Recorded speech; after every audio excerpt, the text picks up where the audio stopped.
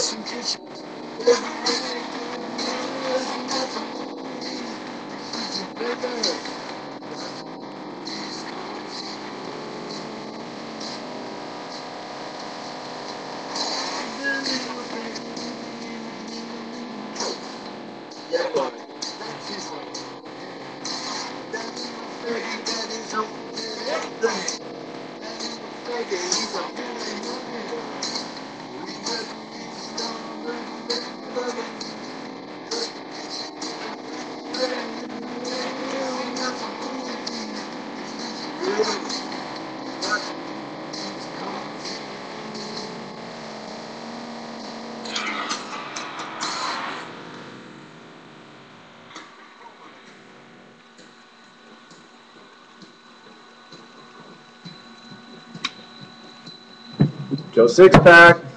Sorry about that. I forgot my glasses! Oop. Gotta keep them on so nobody recognizes me. You know, the big bad banks are out to get me. Because I'm telling you all their secrets.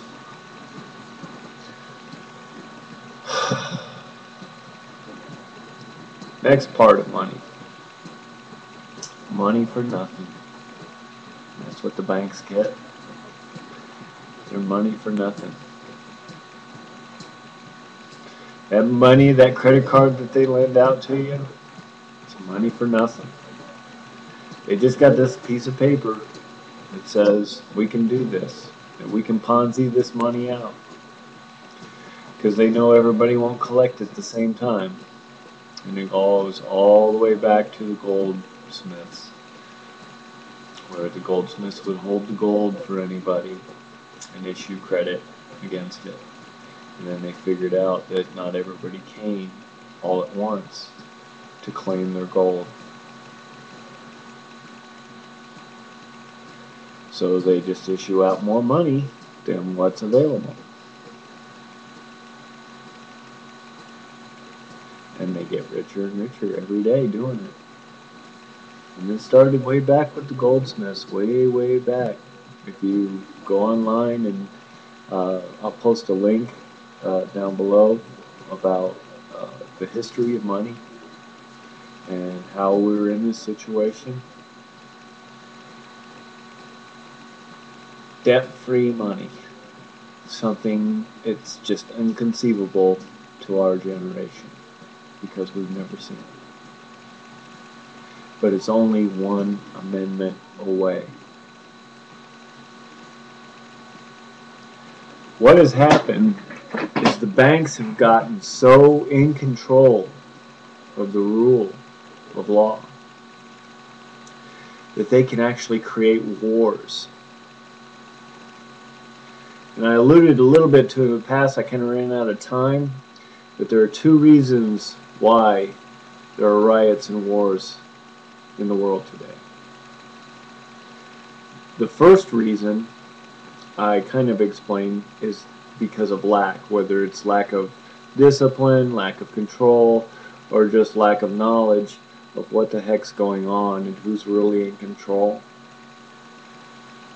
which is the banks by their uh, lending out more money than is actually in existence. The second reason, and the more kind of devious reason, is the fact that there are still countries out there that have an independent, debt-free monetary system. And I kind of referred back to Iraq as an example, and Libya is another example. These countries did not participate in the World Bank system as it exists today. And how do I know this? Because I trade foreign currencies for a hobby, and you don't trade the United States dollar against the Libyan whatever it is, or you don't trade the United States dollar against the Iraqi dinari. You have to actually buy the physical currency, dinari, if you want the dinari. You can't do it electronically. That's because they're not part of the world banking system. Iraq will soon become part of that because of the bank's attempt to control the world's money supply. And like I said, if you click the link that I'm going to post in this video, it'll teach you all about the history of money and how it all works, so I don't have to explain it all. And it's kind of a wordy document, so I encourage you to take the time to read it, because this is probably the most important document that you will ever read in your life. And almost virtually nobody knows about this because it's been kept a secret so long. You have to realize that this has been going on for thousands of years, and that only in the past 20 years, since 1991, that we've had the internet to share information. That's when we've moved out of the industrial age and into the information age. It was in 1991 with the formation of the internet, where we can exchange ideas, and it's going to blow the top off of everything as long as it stays unregulated. The minute that the banks can control the internet, we're screwed. That's why I can say fuck you, kiss my ass, and anything else I want to on the internet, because I don't have any type of government agency telling me what I can and can't say.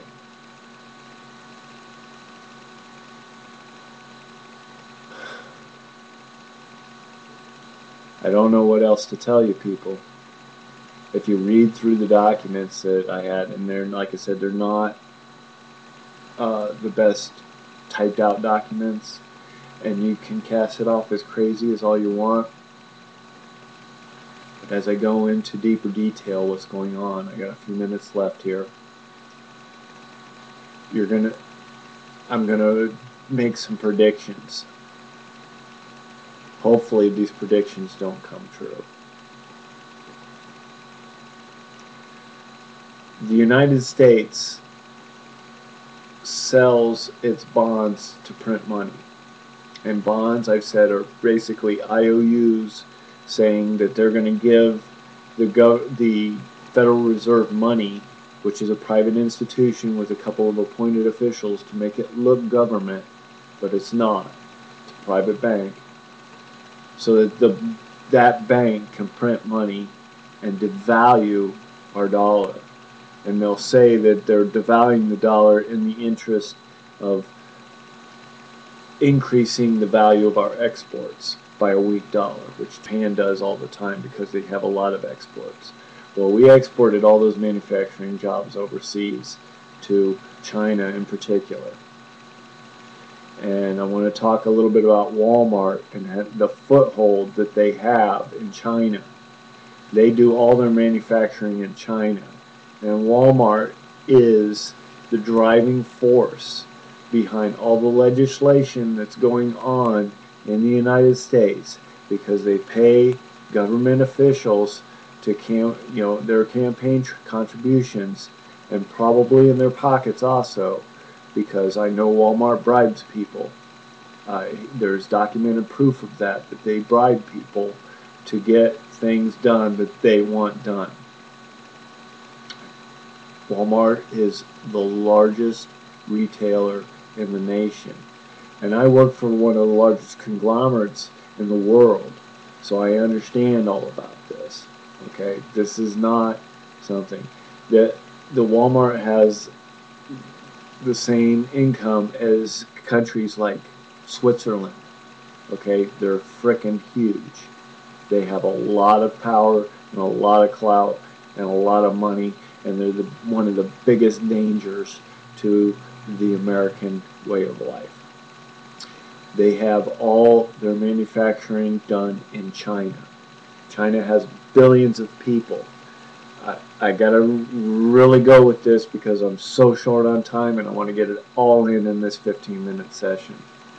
Walmart has all their manufacturing done in China, which has over 1 billion people. Okay? They manufacture everything, and they have this philosophy that they don't care they don't give a crap about the Joe six-packs in China or the Joe six-packs in the United States. They're just out to make the biggest dollars that they can make, and they're spreading like a disease, and they're propped up because of the corporatocracy and the fact that they give campaign contributions to candidates who will put them in a position where they can continue to do what they want to do. The people are no longer represented in the governments. Because of that, Walmart is the biggest threat to our American way of life in the small business. They push through many different aspects of legislation that drive small business out of business. That is their objective. They started in small communities and plopped a Walmart in that small community to drive out all the small business. And now they're doing it in medium-sized cities like in our fair Tampa Bay area, where I watch places like Winn-Dixie and Sweet Bay start to dwindle and die. Large corporations that hold many thousands of employees, which are not huge like Walmart, that have footholds all over the world because they played the system, and they played the Keynesian economic system.